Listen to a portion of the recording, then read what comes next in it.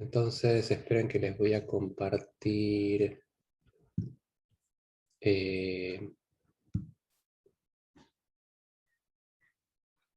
la página de la materia.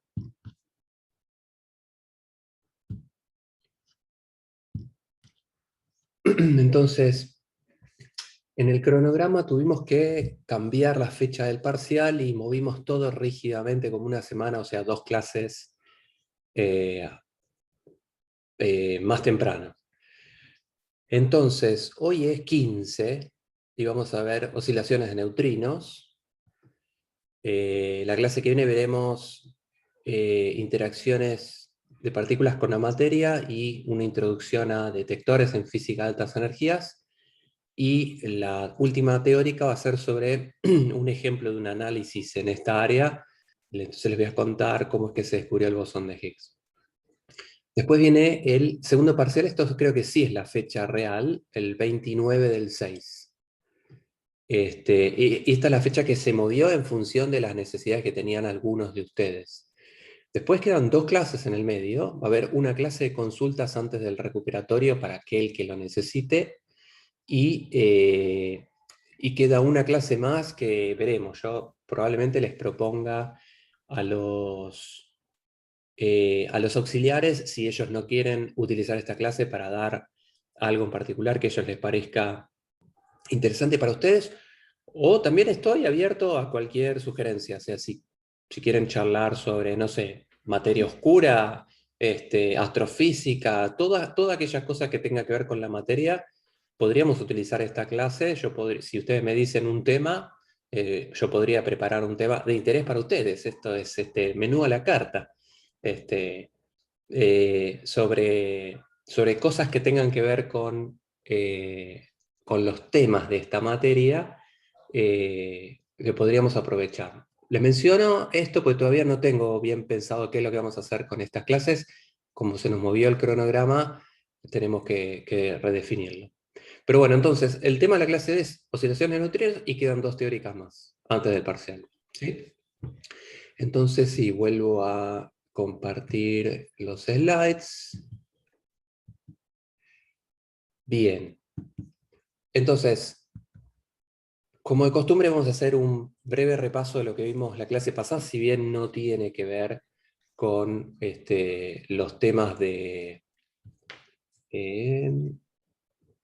los temas eh, que vamos a tocar el día de hoy. Esperen que estoy tratando de ver el chat. Bien, genial. Hagan una lista y votan.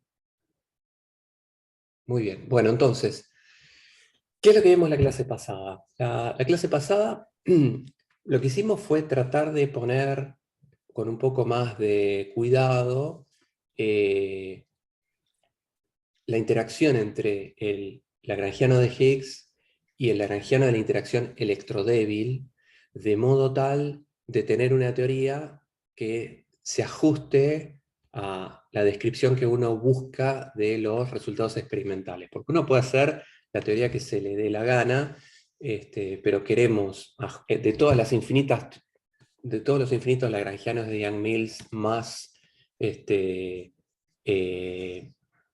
unidos con otros grupos de simetría, más el lagrangiano de Higgs, algo que describa la naturaleza como las vemos en los experimentos.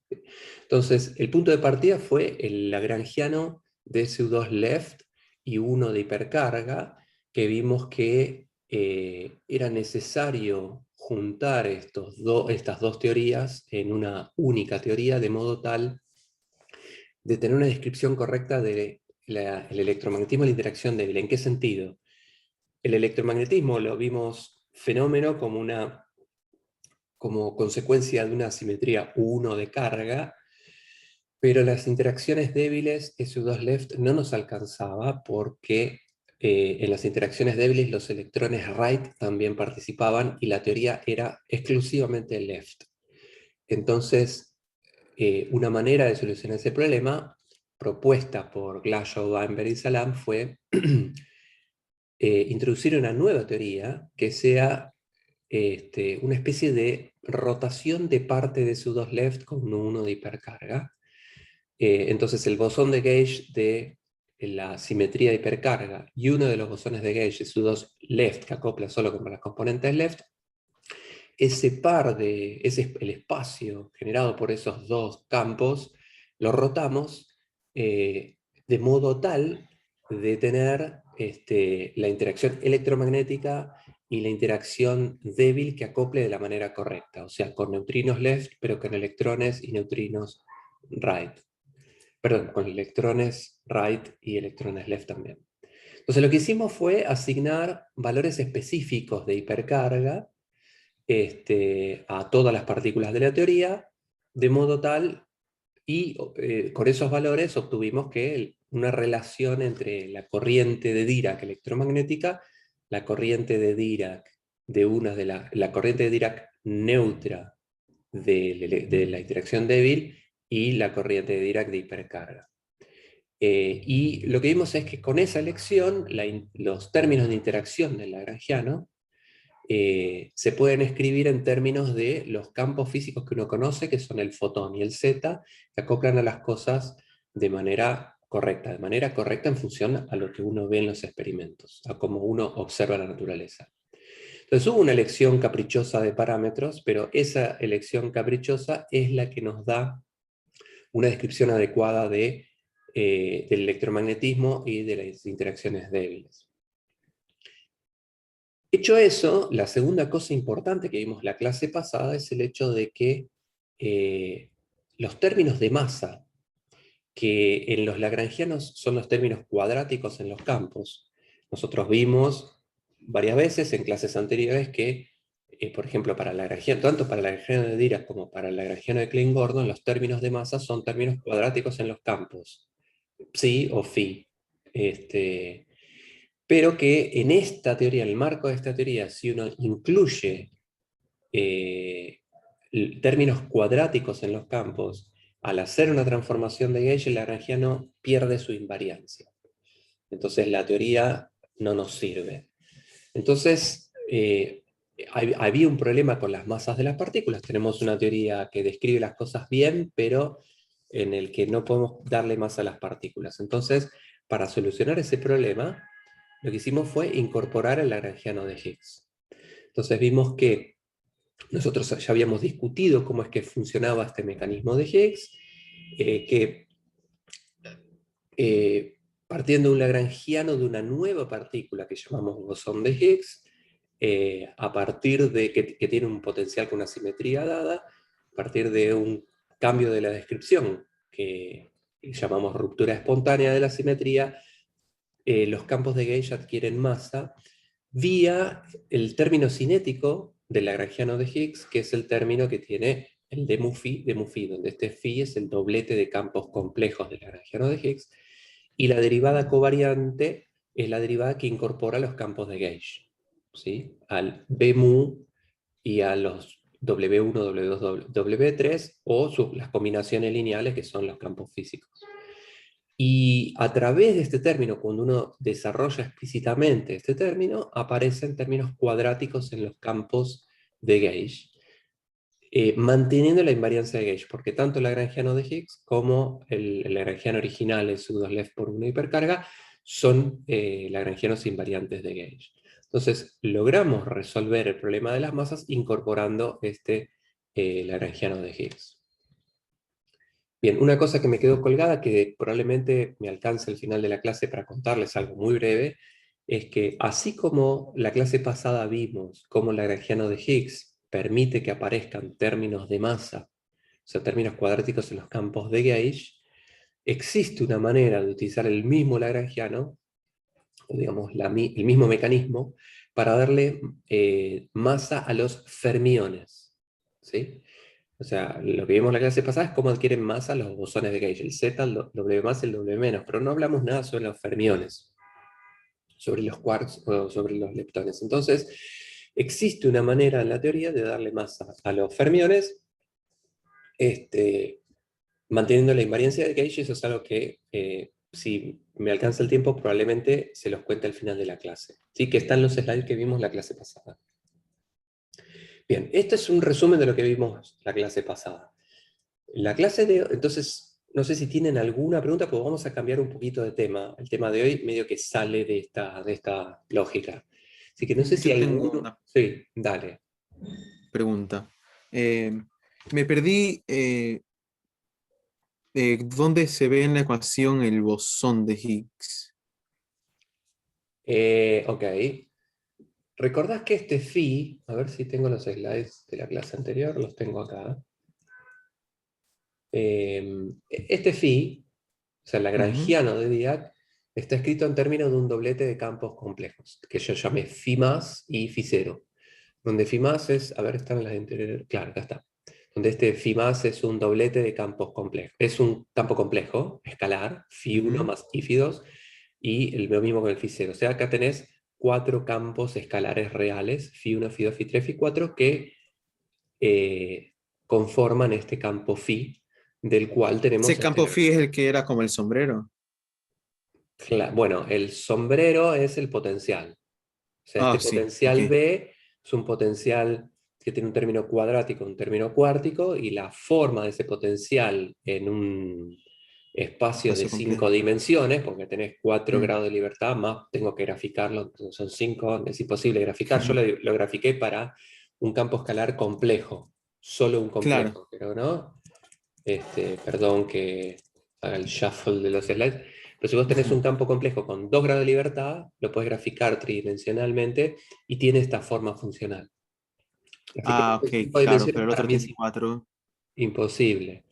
Ujú. Con 4 grados de libertad no lo puedo graficar, pero será un hiperesfera en 4 dimensiones, Un, 5 dimensiones que tiene, un- pero que tiene infinitos ok, mínimos, ¿no? En las mismas condiciones, de dependiendo acuerdo.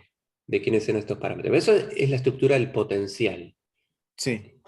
El phi al que nos referíamos era a ver si lo vuelvo a encontrar.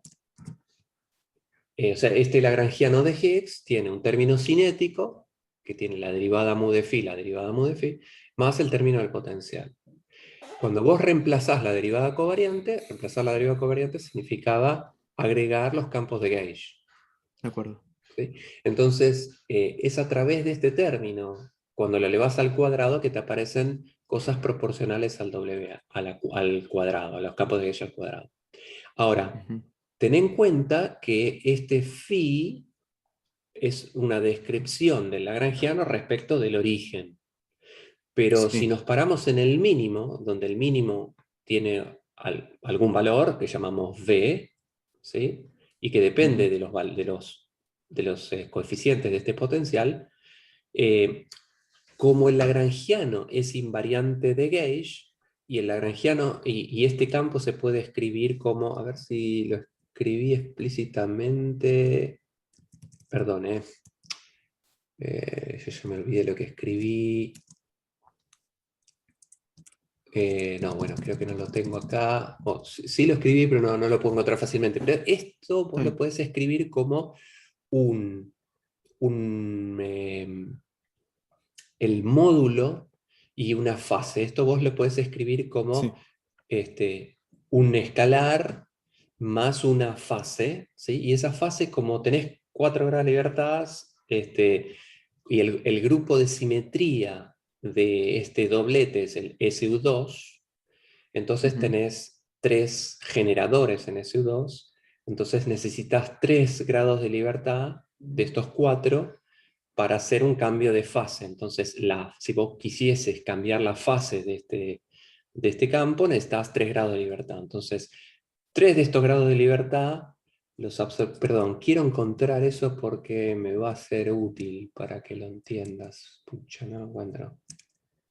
Dame un segundito. Bueno, no, por favor. ¿Dónde está esto?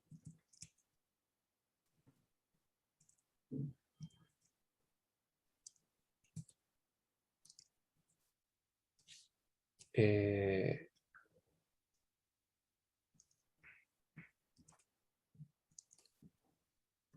claro, acá está. Entonces, si este phi mayúscula tiene 4 grados de libertad, el phi 1, phi 2, phi 3, phi 4, este phi igual vos lo podés escribir como un módulo y una fase. Ahora, esa fase, como este phi es un doblete de campos complejos que tiene 4 grados de libertad, uno lo puedes usar para el módulo y otros 3 para las fases que vos podés cambiar arbitrariamente en cada una de las direcciones ortogonales de tu espacio. Entonces, como esto es SU2, tenés 3 generadores, que son las 3 matrices de Pauli, y vos podés cambiar una fase de manera arbitraria por cada uno de ellos. Entonces, los 4 grados de libertad que tenía el campo, el doblete de campos complejos original, 1 le invertís en el módulo, 3 en la fase. ¿Estamos de acuerdo hasta ahí? Ok, sí. Bien. Como este lagrangiano es invariante ante un cambio de fase local, eso ya lo Ujú, habíamos demostrado, entonces yo puedo sí. elegir la fase que se me dé la gana. Entonces yo puedo cambiar la fase que sea e a la menos i tita i sigma i sobre 2. De modo tal Ujú, de hacer bolsa este término y sacarme 3 grados de libertad encima, entre comillas. Entonces, de lo que acuerdo. me queda es un único campo escalar real, que es este h de x. Es un campo Ok. escalar real. Y un campo escalar es un campo que no tiene spin, tiene spin cero. ¿Sí? Entonces este es un Ajá. bosón que está descrito por la ecuación de Klein-Gordon. Por eso, y a este campo escalar real, que es un bosón, lo voy a llamar bosón de Higgs. Ajá. ¿Está bien? Estos Sí. 3 vuelan, eran los campos espurios, y los 3 grados de libertad los recuperas cuando le das masa al W más, al W menos y al Z. ¿Sí? Y al adquirir masa, adquiría un grado de libertad más en la polarización, ¿te acordás? Sí, sí. Sí, no Estamos. me acordaba cómo aparecía el famoso bosón de Higgs. El bosón de Pero ok. Higgs es este campo escalar real, o sea, un campo de spin cero, ¿sí? H que te queda en el lagrangiano y que cuando vos lo expandís el lagrangiano te aparecen un montón de términos. Este H no le estuvimos dando importancia explícita al H, porque lo Mm, que el punto de esto importante es, de todo el lagrangiano me interesaban solo los términos que le dan masa a las partículas. Pero hay otros términos en los que aparecen estos campos H, y esa es la física interesante que uno quiere estudiar del bosón de Higgs. Pero es a través de este valor de expectación del vacío, de este V, ¿sí? ujú, que es una constante no nula, que te aparece en términos que son proporcionales a los campos al cuadrado y a este V, o una función de este V, que es el que le da masa a las partículas. O sea, recordad que los términos de masa son términos proporcionales a los campos al cuadrado. Gracias a ok. que este B es no nulo, aparecen esos términos, y además te aparecen términos con este campo h de x, y esa es toda la física del bosón de Higgs. A esto lo llamamos Claro, pero bosón de Higgs. no es que el bosón de Higgs es el encargado de darle masas a las cosas. Se llama mecanismo de Higgs, o sea, es el hecho de que las partículas interactúen con este valor de expectación del vacío. O sea, fíjate que la masa del Mm, W, perdón, vuelvo a otro slide, perdón que vaya así tan rápido, para mí es remolesto esto, pero bueno, fíjate que la masa del W nos quedó V por G sobre 2. Y eso es ujú, porque aparecían términos, aparecía este término, W al cuadrado, ujú, y con una de cierta acuerdo. constante. Y una cosa que es, digamos, como la masa de la Exactamente, este es un forma del término de lagrangiano. masa, exacto, que Ujú, aparece de una manera que no rompe la invariancia de Gauge, ¿sí? Y sí. la constante esta es, bueno, la constante de acoplamiento en interacción débil, ¿sí? Un Ujú, número, y este V. Y este V es lo que llamamos, es el mínimo del potencial. Si el mínimo de potencial fuese cero, este término sería cero por algo y no chocan. aparecería, seguiríamos con Claro. el mismo problema.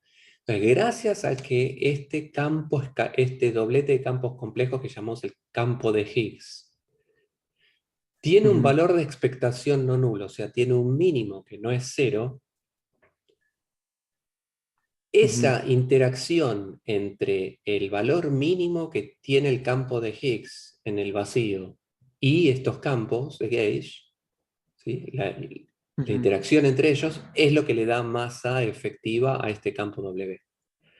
¿sí? Si no existiese todo este mecanismo de Higgs, si yo no pongo este doblete de campos complejos, eh, que tiene esta peculiaridad de que los mínimos son no nulos, entonces no funcionaría todo esto. Y Entonces todavía es es, válido pensar, bueno, no sé. No, mi sí, pregunta era si sigue siendo válido pensar que el mediador de esa interacción es el bosón identificado y por ende es el bosón de Higgs. sí, es cuánto vale ese campo de Higgs en el mínimo. Ok. La interacción Pero con el sí, está mínimo del bien. campo de Higgs es lo que te da masa a las partículas. Sí, es una buena pregunta, sí. Ok. Porque así No, como sí, para... porque hablábamos de los bosones como mediadores, ¿no? Claro, no, no, De... no, pero una cosa son los mediadores de la interacción, de una interacción, los W, el Ujú. fotón, el Z, que el fotón es el encargado de decir, si vos tenés dos partículas cargadas, que una se entere que está la otra. Entonces lleva la información, ¿sí? De acuerdo. Otra cosa es la interacción con el mínimo con el mínimo de un potencial de un cierto campo, que es lo que está ocurriendo acá. ¿Sí? Me Ok. refiero a, claro, yo llamo término de interacción, pero en realidad no, es simplemente el campo este al cuadrado por cuánto vale el mínimo de un potencial. Por eso lo llamo más mecanismo de Higgs. De acuerdo. Así Sí. como te aparece este término, fíjate que acá yo puse otras cosas, un montón de términos que por cuestiones de simplicidad no escribí, pero te aparece un término que es exactamente igual a este, con la diferencia que en vez de V aparece H de X. Y ese es un término de interacción entre el campo de Higgs y estos bosones de Gauge. Y esas son cosas que uno quiere medir en un experimento para ver si es así, no es así, para tratar de entender si esta Mm, teoría está bien. Pero el bosón de Higgs tiene como dos componentes. Una es el campo H de el X en mínimo. sí, Ajá. un Higgs, así como tenés un fotón, bueno, tenés un Higgs y ese Higgs eventualmente interactúa con el W de esta manera. Así como tenés esa parte del bosón de Higgs, como parte del mecanismo tenés el mínimo valor que puede tomar ese campo de Higgs en el vacío, y es este B. Y es a través de eso que los campos de Gauge adquieren masa. Ok. ¿Sí? Ok. Sí, me va quedando más claro. Te Bueno. agradezco muchísimo. Disculpa el tiempo que No, te no, no, tomó. no, este tiempo es súper bien invertido. Ok, muchas gracias. Bueno, muy bien. Saltamos a oscilaciones de neutrinos entonces, si les parece. Entonces esto está en el otro, acá. Vimos nuestro resumen, ¿sí? Entonces, cambiando un poquitito de tema, hoy lo que quiero hablar, mi objetivo de la clase de hoy, es hablar un poquitito de la masa de los neutrinos, porque en este curso, casi todo el curso, hablé de que los neutrinos no tenían masa, ¿sí? Eh, y el hecho es que tienen masa los neutrinos, y la idea de la clase de hoy es contarles cómo nos damos cuenta que los neutrinos tienen masa y en qué cambia todo lo que dijimos respecto de que los neutrinos no tienen masa, ¿sí? Este es un tema abierto en la física de partículas, porque si bien sabemos que los neutrinos tienen masa, no sabemos por qué mecanismo es que adquieren masa. No sabemos si tienen masa por un mecanismo similar al del campo de Higgs que describimos. Hay otros posibles mecanismos. Este es un tema abierto. Hay distintas teorías que son una explicación razonable a el origen de la masa de los neutrinos.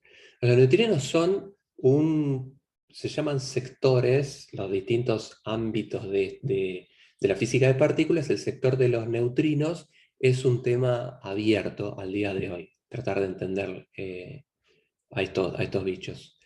Entonces, la idea de la clase de hoy es explicarles cómo nos dimos cuenta que los neutrinos tienen masa y poner un poco en contexto el hecho de que la masa de los neutrinos es súper pequeña en comparación al resto de las partículas, muchos órdenes de magnitud más pequeño. Entonces, a los efectos prácticos, los neutrinos, comparados con el resto de las partículas del modelo estándar, son partículas sin masa, porque es tan despreciable la masa de los neutrinos respecto de la del resto de las partículas, que decir que no tienen masa es una aproximación súper valedera, pero tienen masa, entonces es interesante entender cómo es que eso es así. ¿Sí? Esa es la idea de la clase de hoy, de tratar de entender qué significa que los neutrinos tengan masa. Entonces, hagamos un poquito de historia de cosas que vimos de los neutrinos. Los consideramos partículas sin masa que surgieron como una necesidad cuando quisimos explicar los decaimientos beta. Recuerden que los decaimientos beta, un decaimiento de un neutrón en un protón y un electrón es inconsistente con los resultados experimentales. Solo podría ser consistente si la energía no se conservase, que es una cosa súper radical. Entonces la cosa menos sacrílega es incorporar una nueva partícula. Está bien, incorporamos unos neutrinos y les endilgamos a los neutrinos la responsabilidad de arreglar todo. En esa solución de entender los decaimientos beta, dijimos, bueno, los neutrinos tienen que no tener carga eléctrica y no tener masa.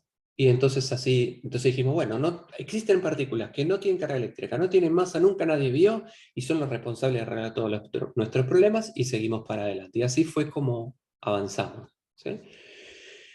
Entonces los neutrinos son bichos que solo interactúan vía la fuerza débil. ¿Por qué? Porque no tienen carga eléctrica ni tienen carga de color. Entonces no pueden interactuar electromagnéticamente, no pueden interactuar vía la fuerza fuerte. Entonces solo pueden interactuar vía la fuerza débil. ¿Sí? Justamente por eso es que no podemos diseñar un detector para medirlos de manera directa en un experimento. ¿Sí? Porque en general, y eso lo vamos a ver en la clase que viene, todos los detectores en una u otra medida decaen en interacciones electromagnéticas con la materia. Y eso lo vamos a ver en la clase que viene. Entonces, no hay un detector de fuerza débil per se. Entonces, todas las mediciones de la interacción débil en general son efectos indirectos de interacciones electromagnéticas. ¿Está bien? Entonces, es difícil detectar a los neutrinos porque solo interactúan vía la fuerza débil. Y nosotros definimos a tres neutrinos, el neutrino de electrón, el neutrino muónico y el neutrino de tau, como aquel elemento del doblete de la interacción débil. O sea, si hay un electrón que interactúa vía la fuerza débil, está relacionado con su familiar del doblete de la interacción, que es el neutrino electrónico. Lo mismo, si hay un muón, está asociado con su neutrino muónico, y si hay un tau, está asociado con el neutrino tau. Entonces los neutrinos vienen en tres familias, en tres tipos: neutrino de electrón, de muón y de tau. Y los definimos en función de la interacción débil. ¿Sí? El doblete de la interacción débil es electrón, neutrino electrónico, muón, neutrino muónico, tau, neutrino tau. Y esos son los autoestados de la interacción débil. ¿Sí?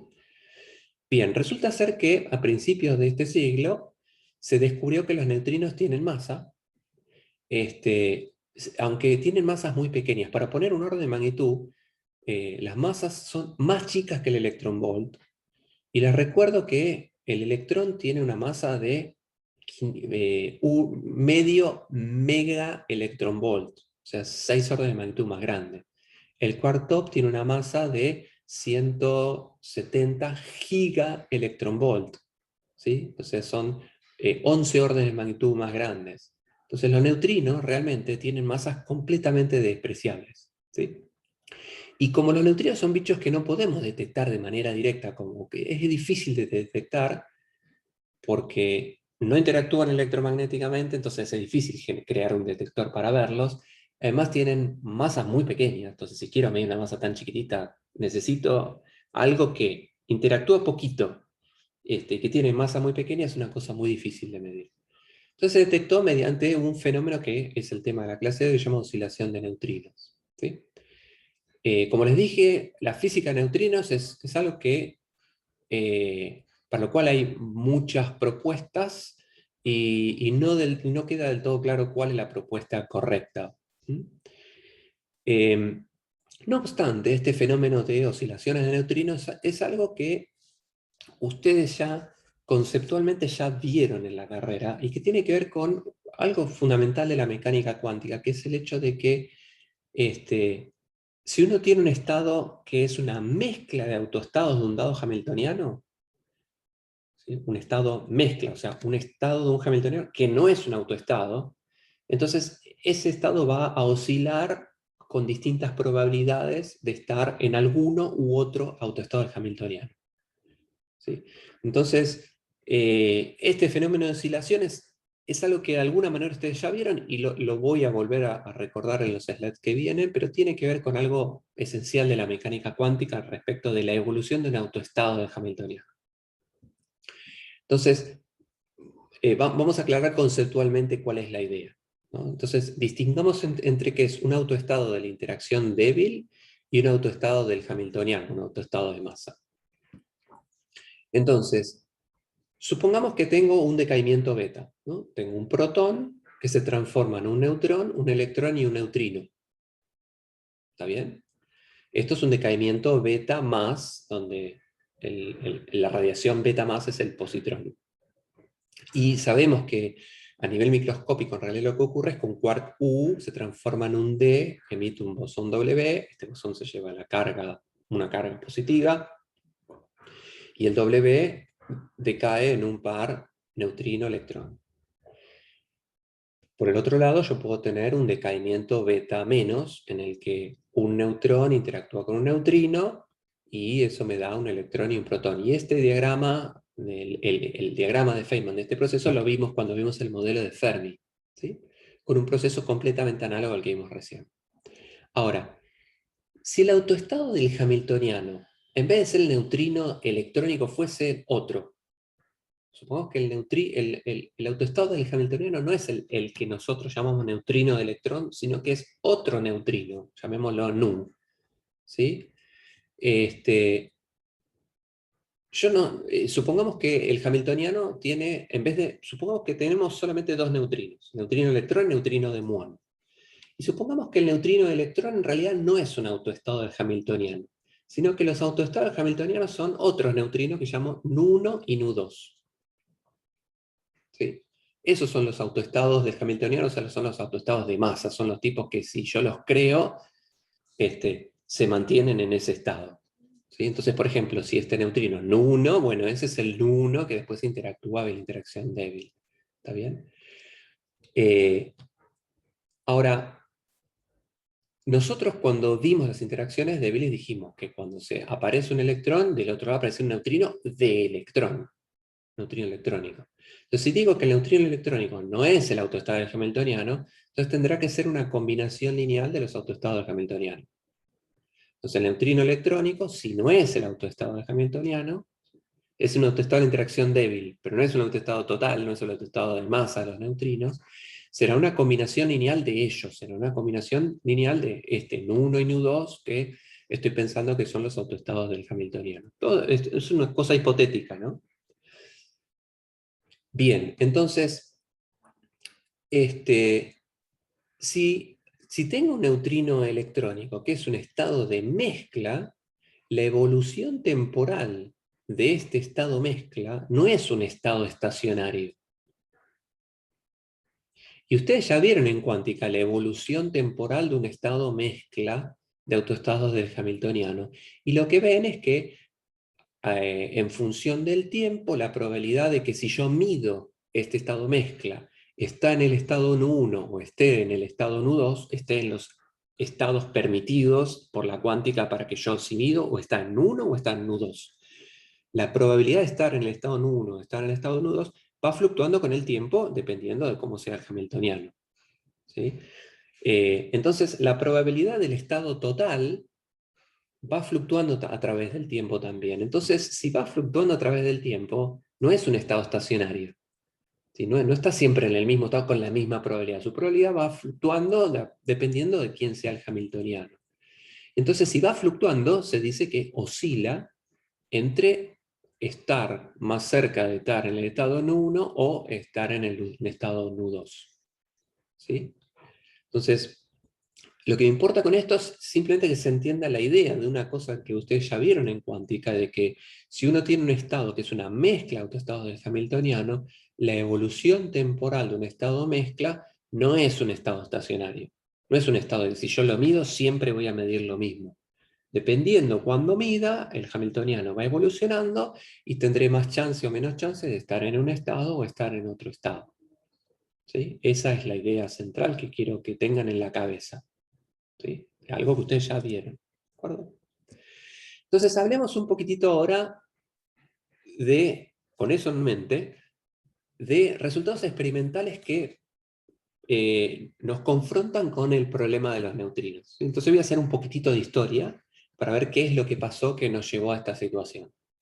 Entonces lo que les voy a contar es una historia que surgió a principios del año pasado, del siglo pasado, y que llamó el problema de los neutrinos solares. ¿Sí? ¿Qué significa eso? En función de lo que vimos recién, si yo creo un montón de neutrinos de electrón en el Sol, ¿sí?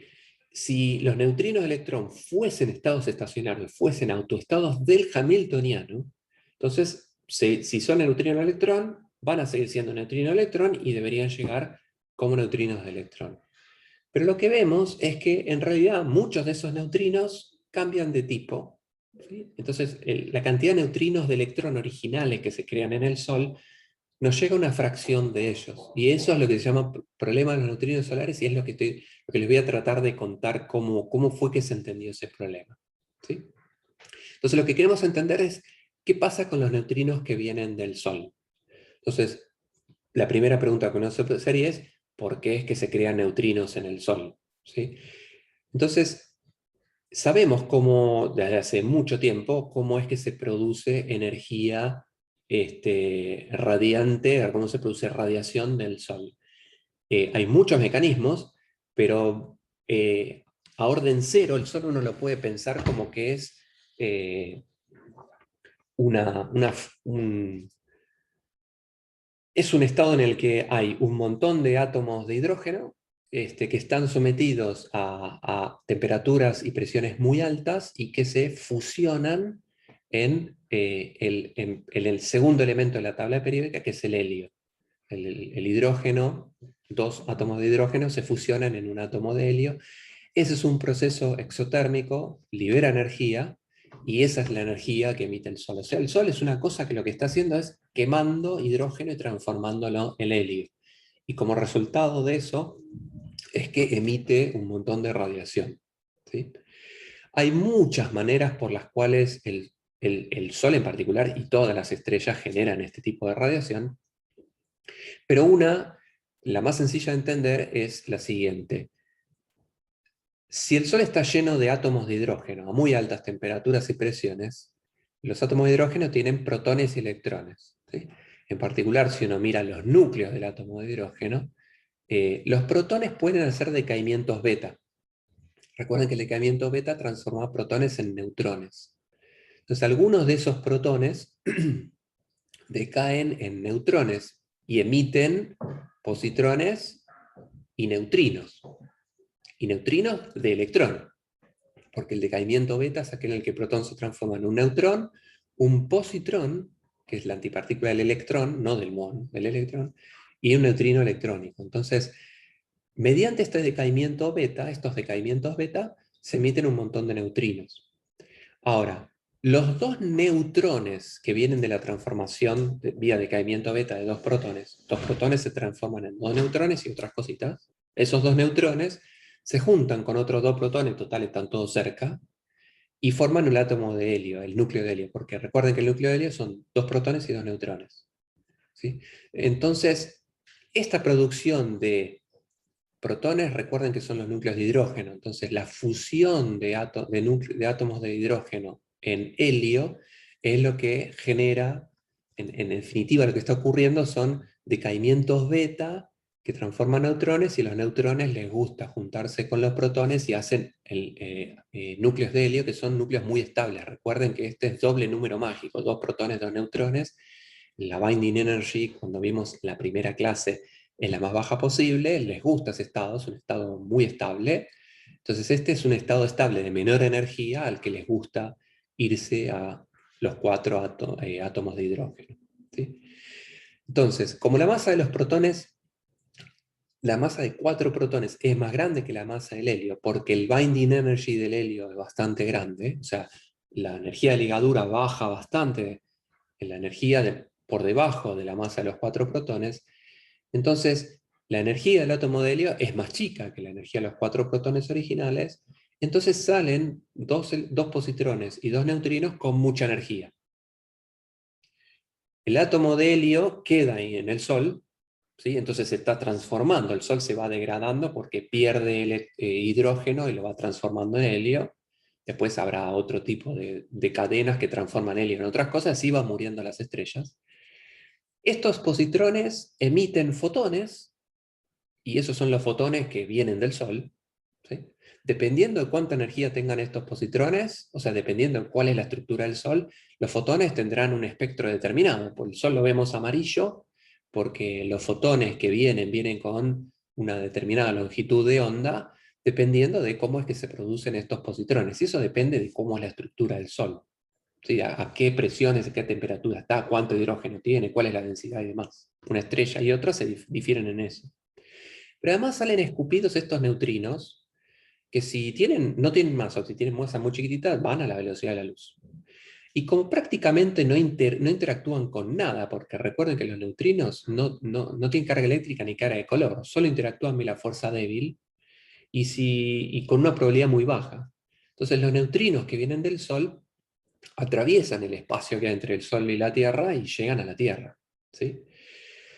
Es tanta la producción de estos mecanismos. Bueno, y este gráfico lo que les muestra es el flujo de neutrinos en función de la energía del neutrino, dependiendo de los distintos mecanismos. Hay muchos mecanismos. Yo les conté esta fusión de átomos de hidrógeno, pero hay también berilio, hay otras porquerías en el Sol, átomos más pesados. El berilio es el elemento de la tabla periódica, creo que es el 4, si no me equivoco.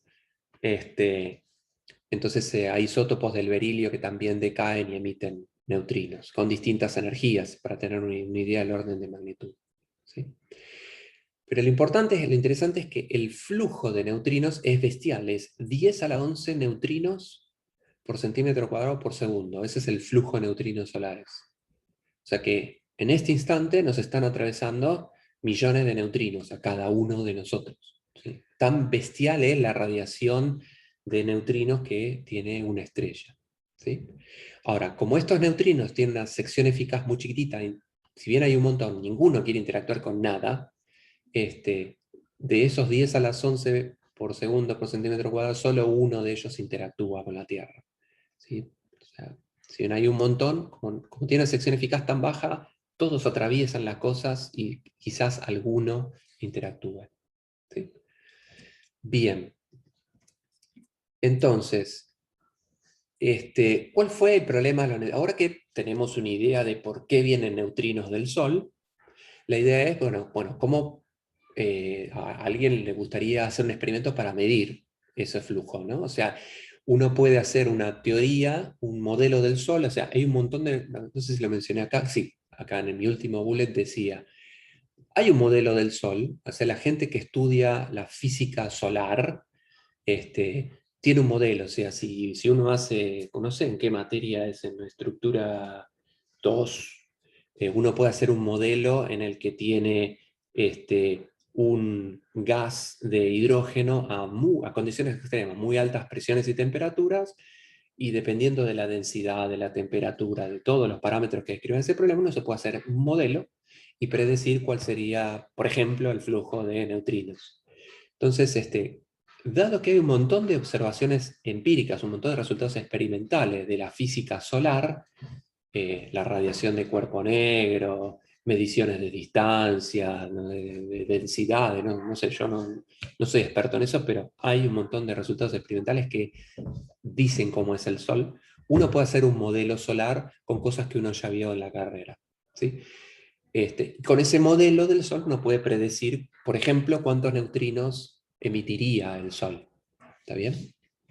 Entonces, en la década del 60, 1960, hubo dos tipos que llamaron Davis y Bacall, hicieron experimentos para medir el flujo de neutrinos solares. Entonces, si el Sol genera neutrinos y de alguna manera pudiésemos medir esos neutrinos, entonces es una pregunta interesante. Bueno, ¿cuántos neutrinos mido? Y comparo con la teoría.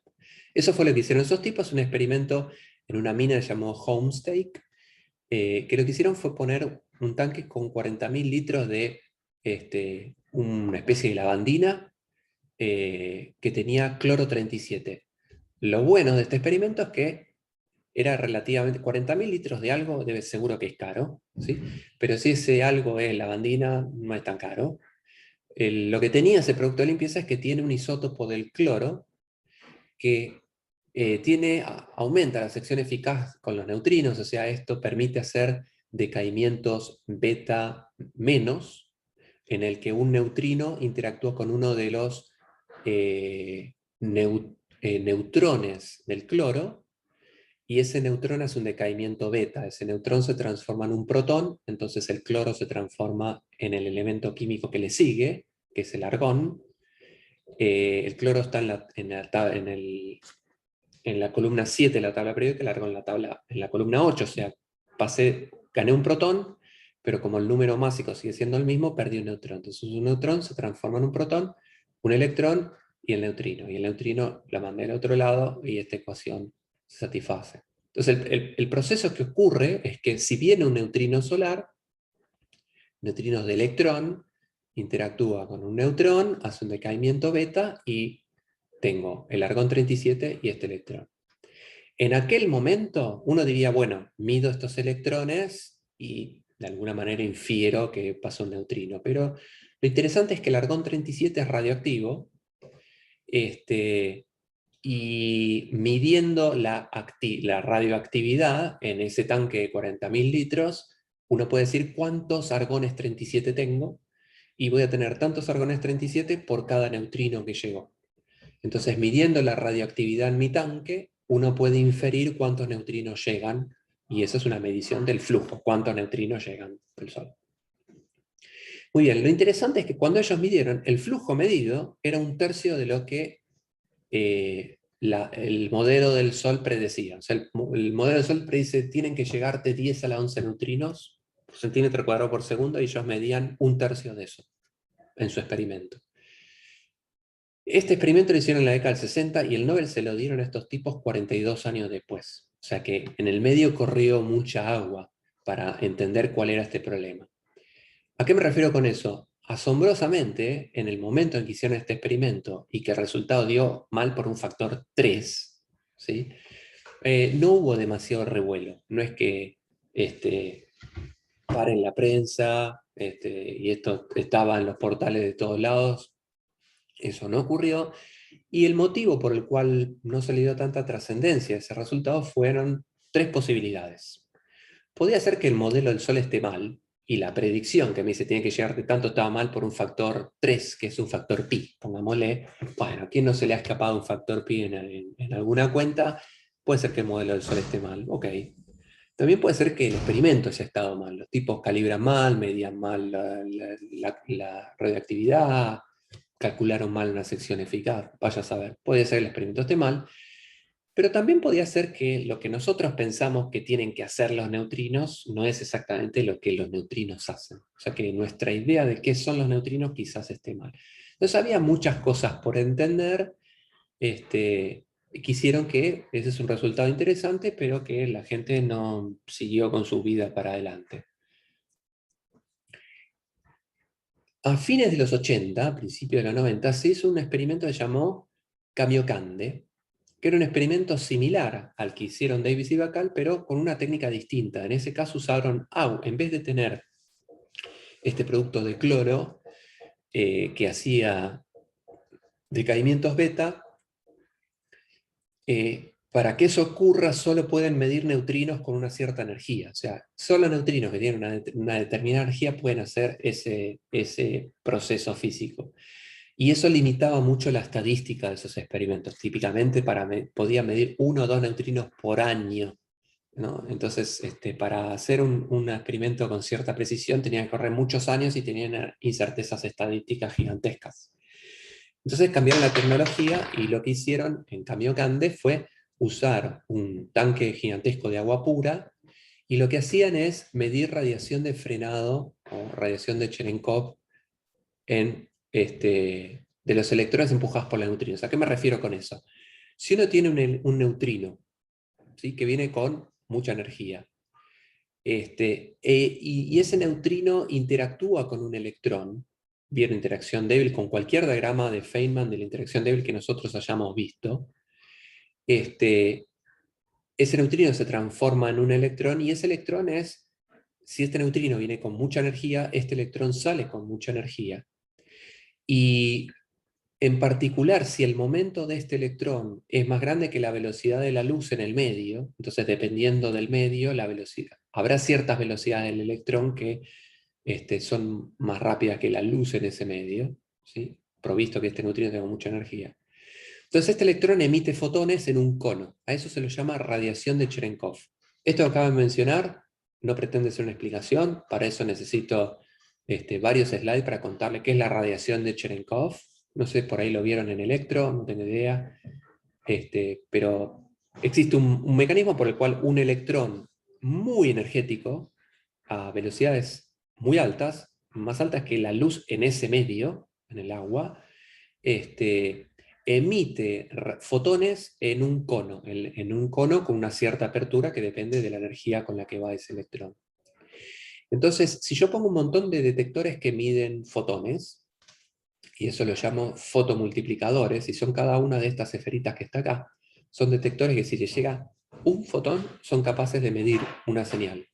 Llega un fotón, amplifican ese fotón, lo transforman en corriente eléctrica. Entonces, si con muchos de esos detectores yo logro reconstruir un cono de luz,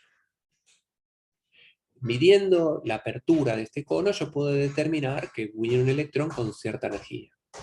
Entonces es interesante ver cómo es la técnica de detección de este tipo de cosas, pero si en este detector que tiene miles de fotomultiplicadores, de detectores de fotones, si en coincidencia, ¿sí?, o sea, estos son detectores que miden en tiempos del orden del nanosegundo.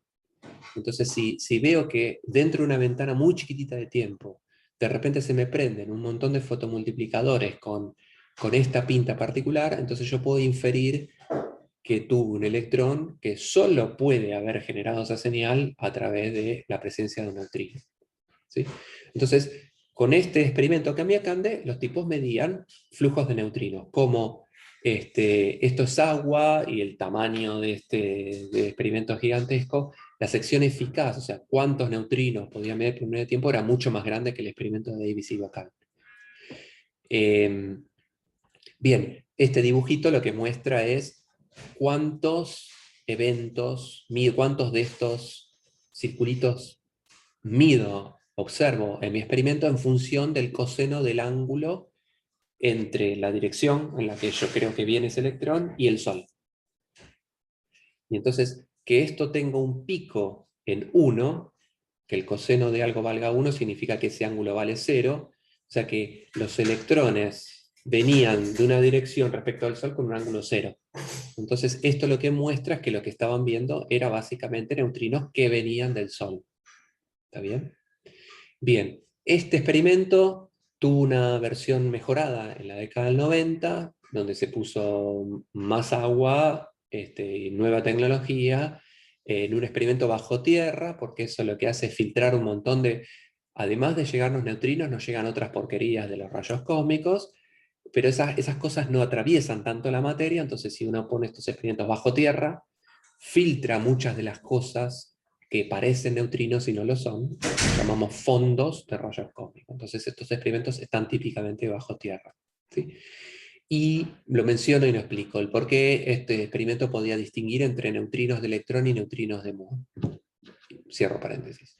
Entonces, este experimento, como resultado, dio lo mismo que vieron Davis y Bacall.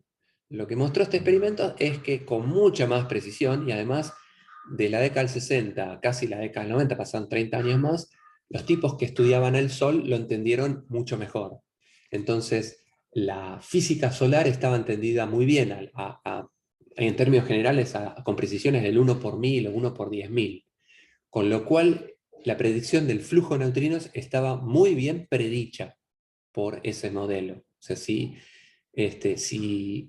uno desconfiase de ese modelo, entonces tendría que desconfiar de una centena de resultados experimentales que estaban bien medidos. Entonces la naturaleza es así, el Sol estaba bien entendido.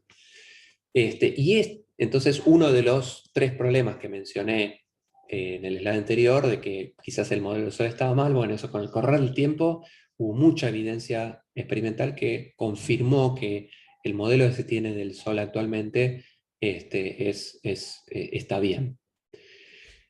Estos experimentos con el correr del tiempo también uno se reafirma de que lo que está midiendo está bien medido. Entonces, tanto el modelo del Sol como los resultados experimentales están bien, y todos los experimentos, acá les mostré el de Davis y Bacall, de Homestake, Kamiokande y Super Kamiokande, pero hubo una decena más de experimentos del mismo tipo, todos arrojaron el mismo resultado, que el número de neutrinos que venían del Sol observados eran 1/3 de los que deberían ser. Y no cualquier cosa, siempre era 1/3. ¿Sí? Entonces, ahí se transformó esto verdaderamente en un problema que hay que entender. Finalmente, en el año 2001, se hizo un experimento en una mina, un experimento llamado SNOW, que es Sudbury Neutrino Observatory, que es un experimento que está en Canadá, bajo tierra, metido dentro de una montaña, en una mina. Pusieron 1000 toneladas de agua pesada. El agua pesada es, en vez de hidrógeno, uno tiene un isótopo de hidrógeno, que es el deuterio, y la ventaja de eso es que con deuterio, en vez de hidrógeno, además de ser sensible a neutrinos de electrón y de muón, serán sensibles a neutrinos de muón, de tau y de muón. O sea, con esta tecnología, no les explico los detalles de por qué, que son bastante complicados, pero uno puede distinguir entre los 3 tipos de neutrones. Y el resultado de este experimento, que se hizo, como les dije, hace 20 años, mostró que la cantidad de neutrinos de electrón que llegaban era la misma que se habían medido en todos los experimentos previos. Era 1/3 del total. Pero que ahora, como se distinguían también los neutrinos de muón y de tau, lo que confirmó este experimento es que la suma de la cantidad de neutrinos totales que llegaban del Sol sí era la misma de los neutrinos electrónicos producidos en el Sol según el modelo. O sea que el Sol solo produce neutrinos de electrón en una cierta cantidad, y tengo una manera de predecir con un modelo confirmado de cuántos son que se producen. Viajan a la Tierra y yo lo que observo es que la cantidad de neutrinos de electrón que mido es 1/3, como todos los experimentos previos, pero este experimento mostró que además vienen neutrinos muónicos y neutrinos de tau del Sol, y la suma de la cantidad de esos 3 tipos de neutrinos es el total de neutrinos electrónicos. O sea, lo que ocurre no es que hay un déficit de neutrinos de electrón. Lo que pasa es que algunos de esos neutrinos se transforman en neutrinos de muón y neutrinos de tau, y la suma de todo eso se conserva. O sea, la cantidad de neutrinos totales sigue siendo la misma, pero lo que ocurre es que los neutrinos de electrón se van transformando en neutrinos de muón y neutrinos tau en el medio. ¿Sí? Hace poquito, hace 6 años, se le dio el premio Nobel a los directores de estos 2 experimentos, de Super Kamiokande y de SNOW, por estos descubrimientos. El director del laboratorio Super Kamiokande se llamaba Cajita, el director de SNOW se llamaba McDonald, o sea, la cajita McDonald, y estaban todos súper felices, y ese fue el Nobel del año 2015. ¿Sí? Entonces, lo que ocurre es que hay una especie de travestismo de neutrinos. Se generan neutrinos de electrón en el Sol, y de repente esos neutrinos les gusta cambiar de forma, de tipo, de neutrino electrón a neutrino muón y neutrino de tau. ¿Está bien? La explicación de eso se conoce ya hace bastante tiempo. O sea, hace como, ya van, ¿cuántos son? 30, 50 años. ¿Sí? Y acá tienen el paper de 2 tipos, llamaban Pontecorvo y Gribov, que propusieron una explicación de por qué pasa esto hace ya mucho tiempo. Y la idea, como les dije, es bastante sencilla, y ustedes ya lo vieron como una parte de Teórica 2, seguramente, que tiene que ver con esto de los autoestados de la interacción débil y los autoestados de masa, o los autoestados del hamiltoniano y estados que son mezcla autoestado del hamiltoniano. Entonces, recordemos que Supongamos por una cuestión de simplicidad que existiesen solamente dos neutrinos electrón y neutrinos muón. Saquemos a los neutrinos de tau simplemente por simplicidad en las cuentas. Es más fácil hacer las cosas en 2 dimensiones que en 3. Pero supongamos que tenemos dos neutrinos físicos. Los neutrinos físicos son los neutrinos que ocurren en las interacciones débiles. El neutrino de electrón y el neutrino de muón. Son los autoestados de la interacción débil. Pero supongamos que no son los autoestados del hamiltoniano, no son los autoestados de masa, no son los neutrinos que son los autoestados de masa del hamiltoniano. Supongamos que esos autoestados del hamiltoniano fuesen otros neutrinos, nu1 y nu2. Por supuesto que lo que yo llamo neutrino electrónico va a tener que ser una combinación lineal de los autoestados de mi hamiltoniano. O sea que el neutrino electrónico y el neutrino muónico son una cierta combinación lineal del neutrino 1 y del neutrino 2. Y esa combinación lineal la puedo escribir otra vez, como preguntaba en la clase pasada, como una rotación. Yo puedo tener la base de autoestados hamiltonianos 1 y 2 y puedo fabricarme una rotación de ellos que me dé otros dos estados linealmente independientes que sean combinación lineal de ellos. ¿Sí? Simplemente cambié una base con un ángulo θ, un ángulo de mezcla. ¿Está bien? Así como yo puedo escribir a los autoestados de interacción débil en términos de los autoestados de masa, yo puedo hacer la inversa. Por rotar esta matriz, puedo encontrar la matriz inversa de esto y transformar los autoestados de masa como combinación lineal de los autoestados de la interacción débil. ¿Sí?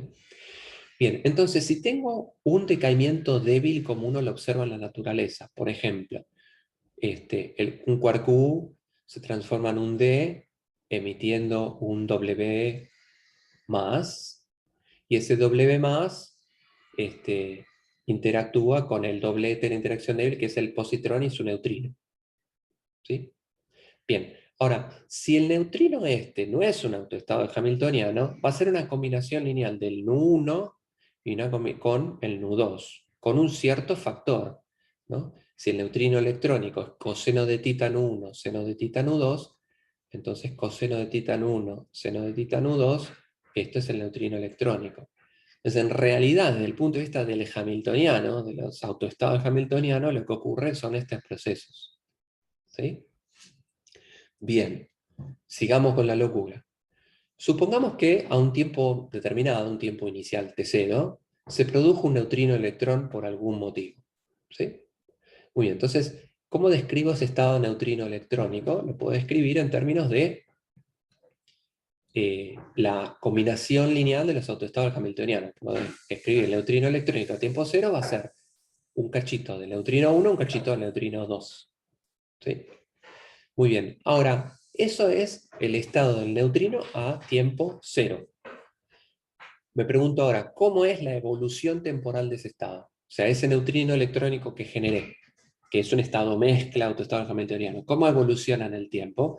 Muy bien, la evolución en el tiempo entonces es lo que tenía de nu1 multiplicado por la evolución temporal, y el operador evolución temporal es e a la menos i p por x, y lo mismo con el autoestado 2, ¿sí? Donde la fase de estas exponenciales, pi por x, es la energía E por t menos P por x, donde P es el operador impulso lineal. ¿Sí? Este es el cuadrimpulso que tiene como componente 0 la energía y como componente 1, 2 y 3 al impulso. ¿Sí? Por cuestiones de simplicidad uno puede decir que bueno, tiene las cosas en vez de 3 dimensiones en una dirección lineal, en la dirección en la que se mueve ese estado, en el eje Z, por hacerlo más sencillo. Muy bien, supongamos que ese neutrino viaja a una cierta distancia L en un tiempo t. O sea que se genera un neutrino electrónico y a un tiempo t recorre una distancia L. ¿Sí? Entonces, la fase de estas evoluciones temporales, esta pi por x, va a ser i por t, el tiempo es t mayúscula fijo, menos el impulso de esos neutrinos por la distancia L. ¿Está bien? Entonces, estas fases yo las puedo escribir en términos de específicamente cuánto cambió la fase cuando el neutrino recorrió una cierta distancia fija. ¿sí? Estoy diciendo cosas que son triviales, pero me escucho a mí mismo y me parece más difícil, no sé, de lo que estoy diciendo una trivialidad. ¿Sí? Estoy simplemente haciendo la evolución temporal de un estado cuántico. Muy bien, entonces, el estado de ese neutrino a un tiempo t lo puedo escribir en términos de cuánto tenía inicialmente de cada uno de los autoestados hamiltonianos y cuánto cambió la fase en esa evolución temporal. Ahora, yo podría, en vez de escribir en términos de nu1 y nu2, podría escribir esto en términos de el neutrino electrónico y el neutrino tau, porque recuerden que nu1 y nu2, que son los autoestados hamiltonianos, los puedo escribir como una combinación lineal del neutrino electrónico y el neutrino muónico. Entonces lo que hice fue, reemplazo nu1 por cómo se escribe nu1 en términos neutrino electrónico y neutrino muónico, y lo mismo con nu2. Un poquitito de geometría, o sea, junto todo lo que tiene que ver con neutrino de electrón y todo lo que tiene que ver con neutrino de muón, y eso es lo que escribí acá abajo. Entonces el estado. Yo generé un neutrino electrónico a tiempo cero. A tiempo t, el estado de la evolución temporal la evolución temporal de ese estado tiene neutrino electrónico por un cierto coeficiente, neutrino muónico por otro coeficiente. ¿Está bien? Fíjense que estas son todas cosas constantes ahora, porque a un tiempo t y l son cosas fijas, la fase es una cosa fija, ¿sí? Y θ es un ángulo fijo, o sea, esto es un coeficiente. ¿Está bien? Entonces, en la expresión anterior, si las masas de Nu1 y Nu2 son las mismas, las fases son las mismas, y el estado está en la misma configuración. Lo que digo es que si en el slide anterior reemplazan, si las masas de Nu1 y Nu2 son exactamente la misma, la evolución temporal no cambia, es el mismo autoestado. Ahora, si Nu1 y Nu2 son estados con masas distintas, ¿sí? La función de onda que describimos en el slide anterior no es exactamente la misma, no es un estado estacionario. ¿Sí? Y entonces existe esta posibilidad de que fluctúe de un estado a otro. Entonces yo podría preguntarme, ¿cuál es la probabilidad de que si yo generé un neutrino de electrónico, después de transcurrido un tiempo t o una distancia L, ese neutrino se ha transformado en un neutrino muónico? Es una pregunta que uno puede hacer. O sea, ¿cuál es la probabilidad de que un estado mezcla, que llamé neutrino electrónico, transcurrido un tiempo t, esté ahora en el estado nu-mu? ¿Sí? Entonces, ¿cómo se calcula esa probabilidad? Es justamente esto, calcular el módulo al cuadrado de este coeficiente. Nu-mu, el estado final, contraído con el estado, el estado psi en ese tiempo t. ¿Sí? ¿Cuál es la proyección de mi estado en el autoestado que yo llamé nu-mu? ¿Sí? Entonces es calcular este bracket de nu-mu con el psi de LT, que es el que escribí en el slide anterior, es esto. ¿Sí? Ahora, nu-mu es ortogonal con nu-e, porque nu-e y nu-mu, el neutrino electrónico y el neutrino muónico, son estados ortogonales. Entonces todo este término se me va al tacho a la basura, cuando yo lo braqueteo con nu-mu a izquierda. Pero este no, porque cuando yo le ponga el bracket, contraiga nu-mu con esto, nu-mu con nu-mu está normalizado, entonces me queda este coeficiente, ¿sí? Pero la probabilidad va al cuadrado, o sea, es ese coeficiente al cuadrado. ¿Sí? Con un poquitito de trigonometría, esto se puede escribir de esta manera. ¿Sí? De aquí a aquí es simplemente un poco de trigonometría.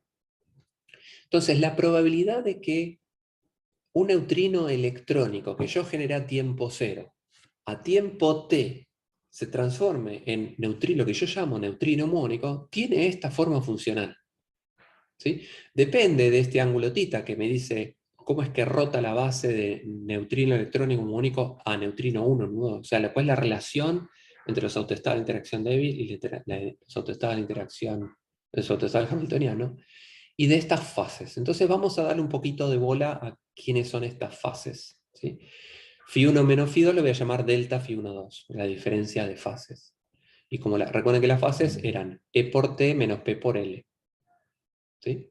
Vamos a escribir esto en el slide que viene. Vamos a ver quién es esa fase. Muy bien. Vamos a asumir que el impulso P1 es igual al impulso P2, y lo voy a llamar P. Y eso tiene sentido porque es el mismo estado. Es decir, si yo tengo un neutrino de electrón y viaja en el espacio, no es que quedó, el cachito de Nu1 quedó atrás y el cachito de Nu2 quedó 100 kilómetros adelante. Es una misma partícula, es una cosa que está confinada. Entonces el impulso de esas cosas tiene que ser el mismo. ¿Sí? Lo voy a llamar P, el impulso. ¿Con qué impulso se propaga Nu1 y con qué impulso se propaga Nu2? Como los dos son un estado, que forman un estado coherente, ¿sí? Tienen que tener el mismo impulso. Entonces, si el impulso es el mismo, entonces E1 menos E2 por T lo puedo escribir como, recuerden que la energía es la relación de dispersión relativista, E cuadrado es P cuadrado más M cuadrado. P cuadrado más M cuadrado raíz cuadrada es la energía. ¿Sí?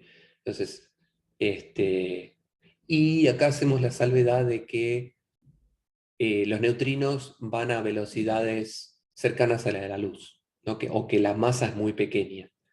Entonces yo, esta raíz cuadrada de P cuadrado más M cuadrado, puedo hacer un desarrollo en serie de Taylor y quedarme, o sea, la suposición que estoy diciendo es que la masa de los neutrinos es, si bien pienso que tienen masa, pienso que son partículas ultrarrelativistas, o sea que la masa es despreciable respecto del impulso.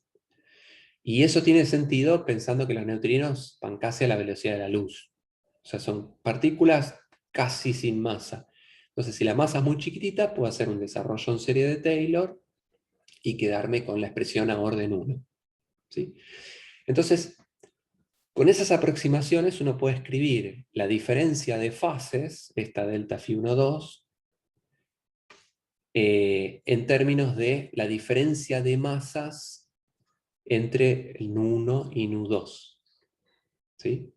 Donde la aproximación que hice fue que la masa, que esas partículas, que los neutrinos son ultrarrelativistas, que la masa es despreciable respecto de la energía que tienen esas partículas. O que es lo mismo que decir que la velocidad es prácticamente la velocidad de la luz, o que P es prácticamente el impulso y desprecio la masa. ¿Sí? Tengo que hacer una salvedad acá. Recuerden que cuando que en realidad todas estas suposiciones uno puede decir, bueno, está bien, pero ¿quién te garantiza que Nu1 y Nu2 van a la misma velocidad y que el P es el mismo? O que puedes hacer estas cosas. Bueno, uno puede hacer la cuenta expresamente. Y eso en parte ustedes ya lo hicieron tanto en física 4 como en teórica 2. Porque en realidad, para describir una partícula, que en realidad es una superposición de estados, lo que tienen que hacer es un paquete de ondas, ¿sí? Y la localización de la partícula tiene que ver con cuál es la envolvente de ese paquete de ondas, y lo que vieron en física 4 y en teórica 2 es que si ustedes hacen las cuentas para uno de los modos de Fourier de un paquete de ondas, o sea, para una onda sola, la superposición lineal de infinitas ondas arroja el mismo resultado, que lo que se mueve, la partícula moviéndose, se describe con la velocidad de grupo de ese paquete de ondas. ¿Sí? Y la dispersión del paquete da cuenta de cuántos modos de Fourier se va aprendiendo. Cierro este paréntesis que acabo de decir. Lo que digo es que si uno hace las cuentas analíticamente, si uno hace todas las cuentas, el resultado es exactamente el mismo, ¿no? Que esta diferencia de fases es proporcional a la diferencia de masas de los autoestados hamiltonianos, de Nu1 y de Nu2. ¿Sí? Pero además, una cosa interesante es que esta diferencia de fases depende de esta distancia L que atraviesan estos neutrinos, estos estados. Entonces, volvemos a escribir la probabilidad de que un neutrino electrónico que yo generé a tiempo cero se transforme en un neutrino muónico a un tiempo t o una distancia L. Y era seno cuadrado de 2 θ por el seno cuadrado de, y había algo con el delta phi. Bueno, ahora escribo el delta phi en términos de la diferencia de masas entre neutrino 1 y neutrino 2. ¿Sí? Y esto yo lo puedo graficar. O sea, yo puedo graficar esto en función de L.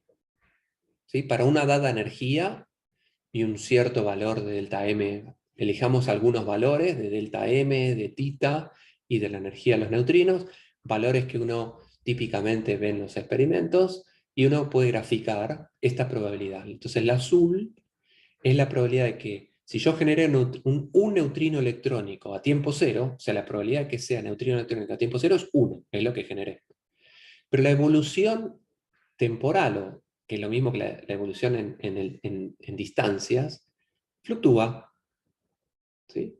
Y de repente vuelve a valer 1 y después sigue fluctuando. Y esta es la probabilidad de que un neutrino electrónico se transforme en muón. Uno podría calcular cuál es la probabilidad de que, si era neutrino electrónico, siga siendo neutrino electrónico. Y eso es 1 menos la probabilidad de que se haya transformado en neutrino de muón. Entonces uno puede calcular cuál es la probabilidad de que, si yo generé un neutrino electrónico, que siga siendo neutrino electrónico. Y eso va a ser 1 menos la probabilidad de que haya cambiado. Y eso es lo que calculamos antes. Y eso es lo que está graficado en rojo, es la probabilidad de que el neutrino muón electrónico se transforme en muónico, y en azul la probabilidad de que el neutrino electrónico siga siendo neutrino electrónico. ¿Está bien? Entonces lo que uno ve es que, transcurrida cierta distancia, que esto oscila, ¿no? Que la probabilidad de que, si yo genero un electrón, la probabilidad de que si yo genero un neutrino electrónico, la probabilidad de que ese neutrino electrónico siga siendo neutrino electrónico depende de a qué distancia estoy. ¿Sí? El neutrino tiene una probabilidad que oscila, de repente quiere transformarse en neutrino muónico, y si sigue viajando un cacho más quiere volver a ser neutrino electrónico. ¿Está bien? Entonces uno puede explicar el hecho de que los neutrinos cambien de tipo, un neutrino electrónico decida transformarse en neutrino muónico, simplemente por un efecto cuántico del hecho de que el neutrino electrónico y el neutrino muónico no son los autoestados del hamiltoniano. Si no son los autoestados del hamiltoniano, tienen este efecto de oscilaciones, que es un efecto puramente cuántico. Fíjense que acá no hay ninguna interacción. Acá no es que el neutrino interactuó con alguna partícula en el medio y se transforma, vino interacción débil. No. Supongamos que hay todo vacío, puro, no hay nada entre el Sol y la Tierra. Igual este fenómeno ocurriría, y ocurre. ¿Sí? Entonces hay una transmutación de un tipo de neutrino a otro sin que haya ninguna interacción, simplemente por un efecto cuántico de que el neutrino electrónico no es un autoestado del hamiltoniano. ¿Está bien? Bien. Un pequeño detalle, una vuelta de tuerca. La cuenta que hicimos recién es para dos neutrinos, ¿no? Simplemente hablé de neutrino electrónico, neutrino muónico, neutrino 1, neutrino 2. Pero hay tres neutrinos, el neutrino de electrón, neutrino de muón, neutrino de tau, entonces puedo asociarles neutrino 1, neutrino 2, neutrino 3, autoestados del hamiltoniano. ¿Sí? Entonces tengo los tres neutrinos autoestados de la interacción débil y los tres neutrinos del hamiltoniano. Uno lo que mide experimentalmente es esta diferencia de masas. Si uno midiese la probabilidad de tener cierta cantidad de neutrinos, lo que uno mide es la diferencia de masas. Y la diferencia de masas no me dice cuál es la masa de cada uno de esos neutrinos. ¿Sí? Entonces, experimentalmente se han medido diferencias de masas entre... La diferencia de masas entre tres neutrinos son dos diferencias de masas, ¿no? Entre el neutrino 1 y el neutrino 2, entre el neutrino 1 y el neutrino 3. ¿Sí? Y las diferencias de masas medidas hasta el día de hoy son en experimentos de neutrinos atmosféricos, o sea, neutrinos que se generan en la atmósfera, y neutrinos que vienen del Sol. ¿Sí? Y esas diferencias de masa difieren en dos órdenes de magnitud. O sea, no es que la diferencia de masas es 2 y 5, es 2 y 400. ¿Sí? Entonces, no sabemos cuál es la masa de cada uno de estos neutrinos, lo que sabemos son las diferencias de masas. Y como sabemos diferencias de masas, no sabemos quién es el más liviano, cómo es la configuración, lo que se llama la jerarquía de masas. Si hay dos neutrinos muy livianitos y uno muy pesado, o si hay uno muy liviano y dos más pesados, no sabemos cómo es. Por eso les dije que este tema del área de la física de neutrinos es un tema abierto, en particular el tema de las masas de los neutrinos. Porque uno lo que puede medir es diferencias de masas y no la masa explícitamente. ¿Sí? Pero si hay diferencia de masa significa que tienen masa. ¿Sí? Entonces, estas mediciones, lo que se hace experimentalmente es generar neutrinos, por ejemplo, con un reactor nuclear que hace decaimientos beta, uno tiene un chorro de neutrinos, y entonces uno puede poner un detector cercano a mi reactor y medir cuántos neutrinos de electrón veo. ¿Sí? Por ejemplo, este fue un experimento que se llama Daya Bay, que tenía un reactor de neutrinos a una distancia cero del reactor. A medio kilómetro tenía un detector de neutrinos electrónicos, ¿sí? Como una especie como los que les comenté antes, ¿no? O agua con fotomultiplicadores, o hay distintas técnicas al día de hoy, y medían cuántos neutrinos veían en este que se llama Near Detector, el detector más cercano al reactor. Y después, a 1,5 km pusieron otro detector más y medían también cuántos neutrinos electrón veo que vienen de mi reactor. Y lo que ven es un déficit. ¿Sí? Bueno, así es como se mide al día de hoy una oscilación, por más que a uno le genere una mueca, ¿no? Como mido puntitos acá, mido puntitos acá, digo que vi una oscilación, es como medio arbitrario, ¿no? Por eso es que esto es difícil de medir, porque es difícil hacer detectores bajo tierra, ¿no? Con 40.000 litros de agua súper pura, con fotomultiplicadores, y hacer dos de esos, uno a 500 metros y otro a 1.800 metros de un reactor nuclear. Estos experimentos son sumamente difíciles. Uno quisiese una oscilación viendo un montón de puntitos y viendo la oscilación completa. Por eso es que la física de neutrinos es difícil, porque los neutrinos oscilan, pero esto lo que muestra es que el flujo de neutrinos decrece, ¿sí? Consistente con la oscilación debido a que las masas de los neutrinos son distintas. ¿Sí? Pero el problema de este tipo de experimentos es que es difícil medir neutrinos porque la probabilidad de que un neutrino interactúe con algo es difícil, entonces requiere de detectores muy grandes. Cuanto más grande el detector, más aumenta la sección eficaz, más chance tengo de que algún neutrino interactúe. Entonces, son detectores grandes, es difícil de medir, hay mucho fondo, entonces estos experimentos tienen que hacerse bajo tierra para filtrar la mayor cantidad de cosas que se parecen a neutrinos. Y hay que poner varios detectores, unos cerca, otro lejos, otro más lejos, y así sucesivamente. Tendría que poner muchos experimentos. Cada uno de estos valen varios decenas o cientos de millones de dólares, con lo cual hacer estos experimentos es muy difícil. ¿Sí? Pero la evidencia experimental al día de hoy es que estos neutrinos, efectivamente, que pasa esto, que si yo genero una cierta cantidad de neutrinos, el flujo de neutrinos oscila en el tiempo. Uno quisiese medir una oscilación completa, le gustaría ver que esto a una distancia más grande sube y que después vuelve a bajar y medir el periodo de eso con mayor precisión.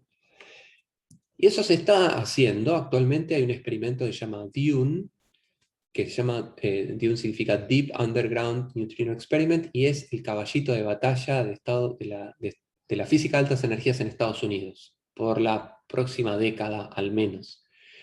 DUNE es un experimento que tiene un costo, para que tenga una idea, de más de 1.000 millones de dólares, 2.000 millones de dólares, y que es un experimento que actualmente está en construcción y que tiene como objetivos medir una oscilación completa de neutrinos, tratar de dar luz de este problema de que yo les comenté, la jerarquía de masas, o sea, cuál es la masa de cada uno de esos autoestados.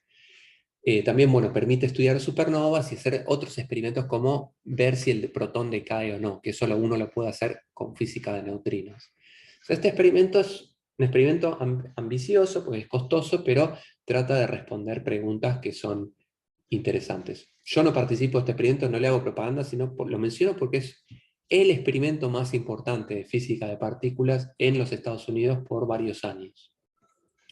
Lo que hacen es generar un chorro de neutrinos, ¿sí? En un laboratorio que se llama Fermilab, que está cerca de la ciudad de Chicago.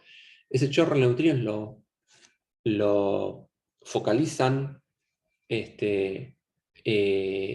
lo mandan bajo tierra de modo tal de que las cosas que atraviesen sean solo neutrinos, porque si se genera alguna otra cosa, la Tierra, esas cosas, por ejemplo, muones, interactúan con la Tierra y se frenan.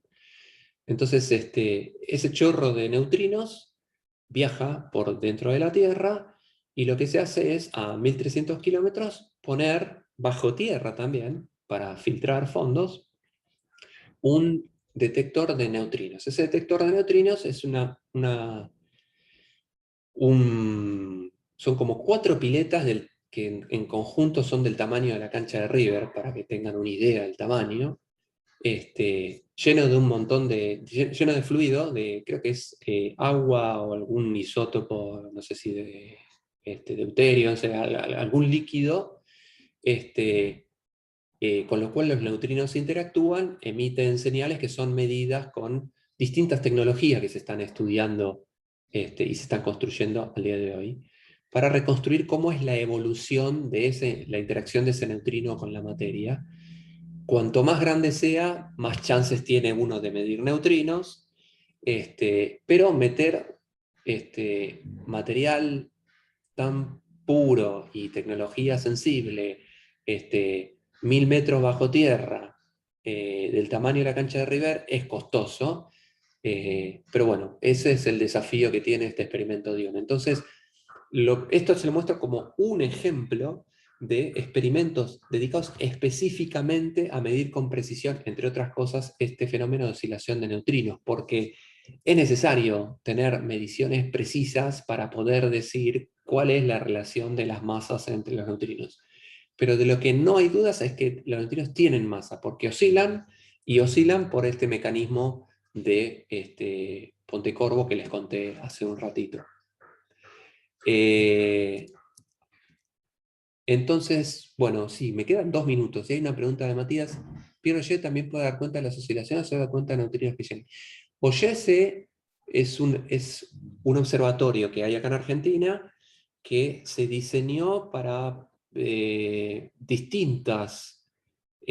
para muchos objetivos, pero uno de los objetivos principales es entender la composición de los rayos cósmicos. Los rayos cósmicos son partículas de muy alta energía que que llegan a la Tierra de distintos mecanismos, por ejemplo, de explosiones de supernova, de cuásares, del mismo Sol. Son partículas, por ejemplo, un protón con mucha energía es 10 a la 20 electronvolts, interactúan con la atmósfera y se genera una lluvia de partículas a las que van decayendo. Esa lluvia es muy extendida, son kilómetros, entonces uno necesita un observatorio con dimensiones gigantescas como la que tiene Pierre. Entre otras cosas, Pierre podría detectar neutrinos. En particular, hubo 2 tesis de doctorado en la Universidad de Buenos Aires, en nuestro grupo. Yo no fui parte de ese experimento, mi colega sí, que trataron de medir neutrinos de ultra alta energía, se llaman, con el observatorio de Pierre, y midieron 0 neutrinos. Y pusieron cotas, o sea, dijeron, bueno, si existe neutrino de tal energía, el flujo tiene que ser más chico que tal valor. Ese fue un resultado muy importante, casi va Nature. Pero entonces Oye tiene la posibilidad de detectar neutrinos de mucha alta energía, pero es imposible que mida una oscilación de neutrinos. Imposible, por una cuestión de diseño. ¿Cuál es el interés de invertir tanta plata en hacer estos experimentos? Lo pensaba con el supercamecán de por qué armarían algo tan grande para medir la emisión de neutrinos del Sol. Bueno, esa es una pregunta muy interesante cuando uno quiere.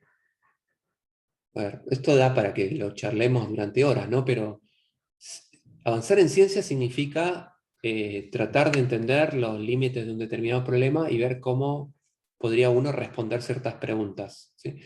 A veces para responder esas preguntas uno tiene que hacer un experimento y bueno, ese experimento a veces es costoso y uno tiene que convencer a la gente que tiene plata de que ponga plata en este tipo de cosas. Entender la física a nivel fundamental es fundamental, para entender la física, valga la redundancia, y por eso hay mucha plata puesta. Mi opinión personal es que como resultado ad hoc a este tipo de experimentos, porque cuando uno va a la comunidad, al Banco Europeo y le dice necesito 2.000 millones de dólares, se te cagan de risa. Pero si uno dice, miren, voy a hacer este experimento que a ustedes no les interesa, porque ni saben lo que es una oscilación de neutrinos, pero como consecuencia de esto vamos a desarrollar un montón de tecnología nueva, como por ejemplo, no sé, vamos a generar electrónica que permita procesar señales en un volumen gigantesco en mucho menos tiempo, y eso le interesa para otras áreas. Por ejemplo, CERN inventó Internet en la década del 90 para medir la masa del Z y del W. O sea, se hicieron experimentos para medir el Z y el W. Para hacer esos experimentos se necesitaba un desarrollo, una infraestructura computacional que no existía en aquel momento, inventaron Internet, y eso a la industria sí le interesa. Entonces, no es el objetivo de la física en sí lo que hace que uno consiga financiamiento para este tipo de experimentos, sino tampoco es un regateo, sino es la contrapartida de otros desarrollos tecnológicos que sí sean de interés para la gente que pone plata. ¿Sí? Bueno, ya me extendí demasiado, entonces les debo todavía eh, qué pasaba con la masa de los fermiones. ¿Sí? Entonces yo lo que les voy a pedir es que vean los 2 slides de la última clase. Son 2 slides y son sencillos, y en todo caso, si podemos, lo discutimos la clase que viene. ¿Está bien? Entonces, la idea de la clase de hoy es contarles qué es el fenómeno de oscilaciones de neutrinos. Eso es algo que tienen que saber, y cuál es la problemática que trata de explicar y responder este fenómeno. ¿Ok? Bien, les pido disculpas que me quedé corto otra vez con el tiempo, pero bueno, así es la vida. La clase que viene vamos a cambiar de tema, vamos a hablar de algo un poco más experimental, que es cómo funcionan los detectores en este ámbito de las cosas que uno ve en estructura 4. ¿Sí? Cómo se hacen experimentos, cómo se diseñan detectores, y para eso nos va a interesar cómo interactúan las partículas con la materia, cómo interactúa un neutrino con la materia, cómo interactúa un electrón con la materia, cómo interactúa un protón con la materia. Sabiendo cómo son esas interacciones, uno puede diseñar detectores. Y ese es el objetivo de la clase que viene. ¿Está bien? Bueno, les pido disculpas que me quedé sin tiempo. Seguimos la clase que viene. Eh, bueno, veo que estás, Alan, y Buenas. Ignacio también, muy bien, Oh, y Facundo también, genial. Bueno, nos Hola, vemos entonces el jueves de la semana que viene, ¿sí? Jueves de esta semana, perdón. Pasado mañana. Bueno, Chao. chau, chau. Chau. adiós. Adiós.